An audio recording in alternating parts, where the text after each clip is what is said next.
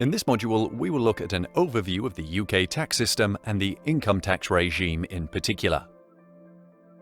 Historically and presently, tax is a means of raising finance by the government for various purposes.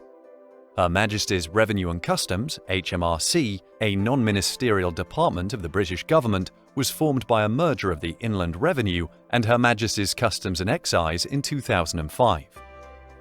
HMRC has general responsibility for the administration of tax in the UK.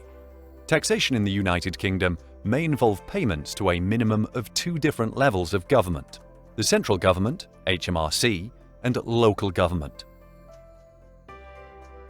Central government revenues come primarily from income tax, national insurance contributions, value-added tax, corporation tax, fuel duty, and stamp and customs duties. Local government revenues come primarily from grants from central government funds, business rates in England and Wales, council tax, and, increasingly, from fees and charges such as those from on-street parking. Income tax forms the bulk of revenues collected by the government and is therefore a vital source of revenue from which public resources such as health, education, welfare, transport, and defence can be funded.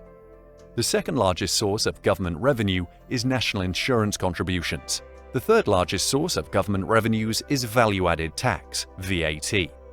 And the fourth largest is corporation tax. Direct